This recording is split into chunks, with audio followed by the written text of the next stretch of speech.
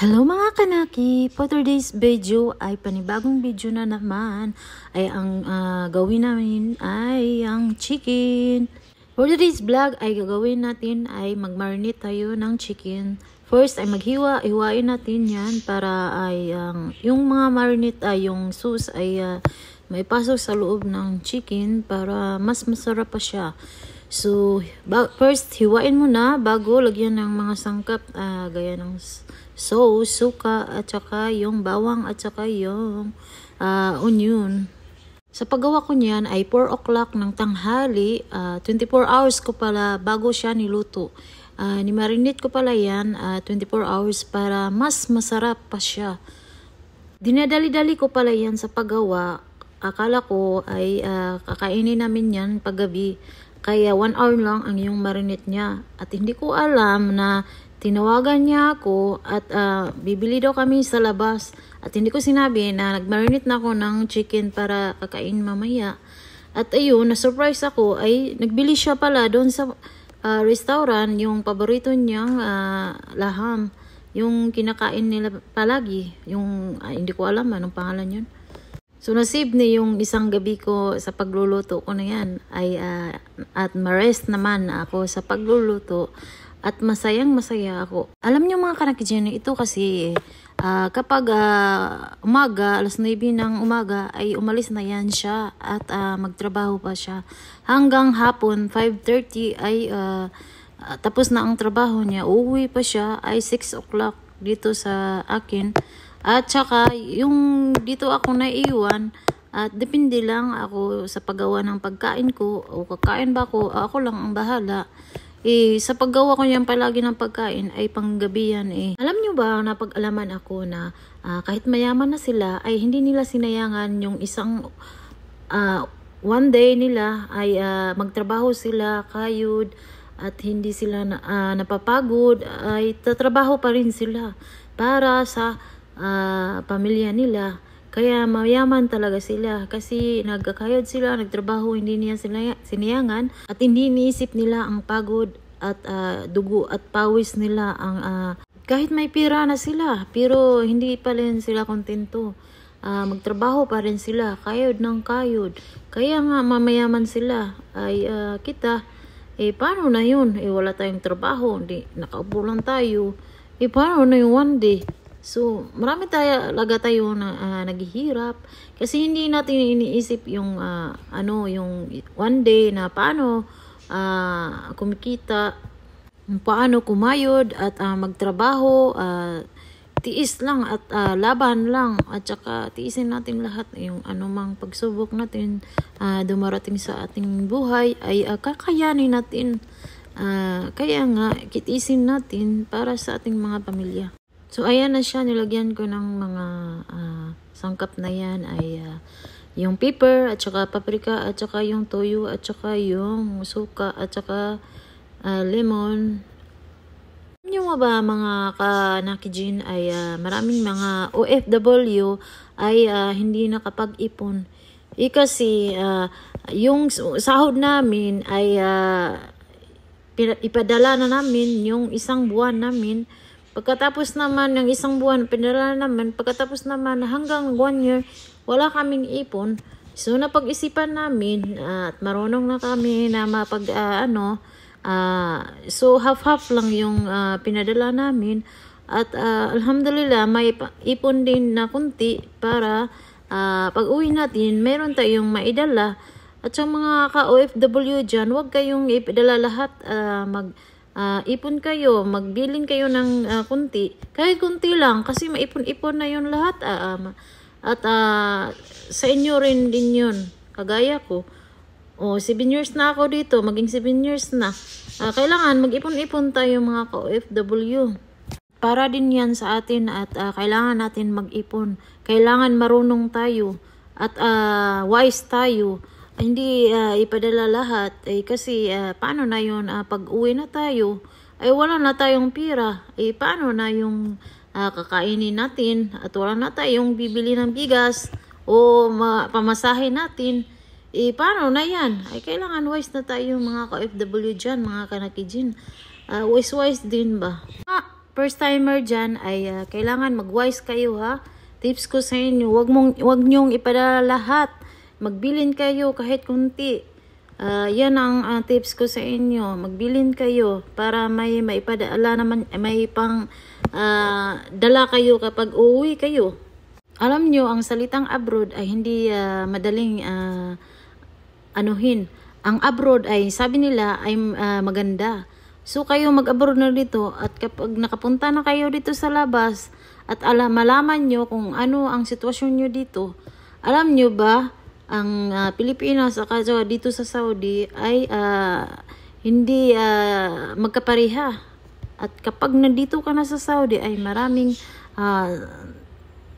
kabalaghan ang mangyari. So kayo magbala kayo mag-abroad dyan. Kailangan laban at magtiis at hindi iniisip yung pagod at kailangan lumaban ka. At kailangan isipin mo yung pamilya kung anong kainin nila. So, ayan ang mga tips ko. Kagaya ko, iniisip ko yan. Kasi gusto ko sa pamilya ko ay meron silang makakain. At ayaw ko silang, hindi naman sila, gusto ko lahat ng gusto nila ay makuha nila. Kagaya ng mga sabi ko na mag-ipon tayo. Kasi minsan maghingi ang ating pamilya na pang birthday o birthday ng mama mo o ganyan, birthday ng ganyan o di mayroon ka nang makukuha. Kagaya ko kasi nag-alkansya ako dito, nag-ipon ako. Iba yung ganito, iba yung ganyan. Mayroon kang makukuha o madaling padalahan yung pamilya mo. Sa mga ka-OFW, sa ganyan mga tips, huwag kayong magastos naman, pero kunti. Yung sa akin naman, kapag magbili ako ng mga damit dyan, ay hindi naman yan sa akin. Ibinigay naman yan sa akin. So, ang saya-saya ko kasi meron nagbigay sa akin. Ayan, maraming blessing sa akin. At alhamdulillah, maraming dumarating na mga blessings na binigay sa akin at hindi ko na-expect yun at hindi ko na-expect yung ganitong sitwasyon ko at maraming salamat na nangyari sa akin at nagpasalamat din ako sa lahat-lahat at ayan, nilagyan ng color yan siya para i-barbecue kasi yan kaya nilagyan ko ng color yan at may mga na yan, mga paper at saka nilagyan ko ng asukal yan para mas masarap. Pagkatapos ng maihalok niyan at mailagay naman sa refrigerator at 24 hours ko nilagay yan bago ko pa siya niluto. So sobrang sarap. Alam niyo ba, sobrang sarap siya. Ayan ang mga tips sa mga sobrang sarap na mga recipe. So, kailangan 1 day pa siya. Ayan, kinuha ko na yan para lutuin na siya. Tapos na pala ang 1 day na yan. At ay makomplete na siya. At nalagyan ko yan sa oven. Bago pa yan ilagay, ay lagyan pa ng kwel. Diyan ko na lang ilutuin sa oven. Kasi sa labas sobrang init.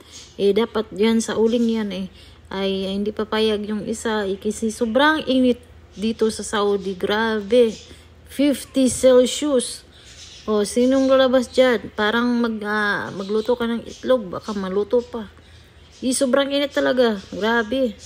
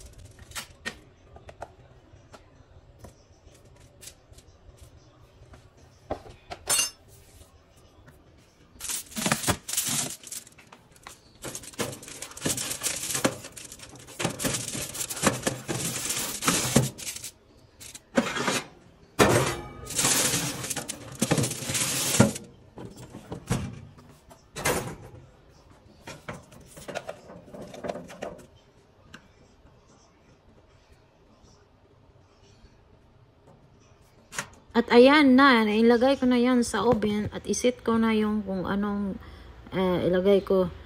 At ayan na siya. At mga ilang minutes, ayan, ay mainit na yan. At maghintay lang kunti. At ayan, binibidyohan ko. Tingnan ko. Ayan. At okay naman siya. Ayan na siya. Maghintay ng mga ilang minutes. So, at double check ko muna kung kung okay na ba siya. So, ayan. Ang settings na yan. So, ganyan lang. Madali ang pag-settings ng oven. So, bago pala yan, nabili namin para, binili namin para kung anong lulutuin namin, ilagay dyan. At ayan na, para maluto naman ng bigas. At ang bigas na yan, ang pangalan niya ay Hasmin. Hasmin pala, ay sobrang ganda ng bigas na yan. Puting-puti. At sobrang sarap ang bigas na yan. So, 2 scoop lang pala yung nilagay ko kasi gabi na, konti lang ang kakainin namin. Kapag gabi ay konti lang ang kainin namin kasi nag-diet kami. So, ayan. Na yan ay hinugasan ko muna ang bigas at tapos nilagyan ng tubig ng mineral water kasi yung tubig na yan ay panghugas lang yan at hindi inumin. Iba yung inumin namin, yung mineral water at saka mas maganda yung mineral water para yung tiyan mo ay hindi magkasakit. Ayan, linisin ko muna bago nilagyan ng tubig. Mas mainam lang magmaingat tayo para hindi tayo magkasakit. Kailangan natin ay mag-ingat palagi. At hindi ko na inopen yung mineral water, yung maliit na yung mineral water para naman kasi maliit kasi yan siya yung ang tawag niya yan, yung bottle niya ba, maliit masyado. Kaya nilagay ko na lang dyan para matapos na yon siya. Usual, palagi dyan na ako nagluluto sa rice cooker, hindi dyan sa gasol. Iba yung lulutuin ko dyan, iba naman yung niluluto ko. So, ayan. Sinaksak ko muna yan sa kuryente at saka yung in the settings. At tinignan ko ulit yung chicken. At ayan na. Malapit na siyang maluto. Konting minutes na lang para siya maluto. So, sarap, yummy. Hintay mo na konti. Pagkatapos ay manood muna ng TV. Pumunta sa sala. At pagkatapos binalikan ko. At ayan ang resulta. Yummy, yummy. Ang sarap. Malapit na siya magluto. So, ayan na siya. Sobrang sarap talaga yan. Kasi marinate yan 24 hours yan. Minamarinate. Kaya sobrang sarap talaga. Ang takam-takam. Ayan na siya. Naluto na. At pagkatapos kong naluto ay kinuha ko naman at nilagay ko sa pinggan. At para naman ay makakain na kami. At yan, nagdikit pa siya kasi may foil siya. At ayan ang resulta sa yung minamarinate ko. At ayun, sobrang sarap. Ayan na siya. Lutong-luto na. At makakain na rin sa wakas. Sa kahintay namin.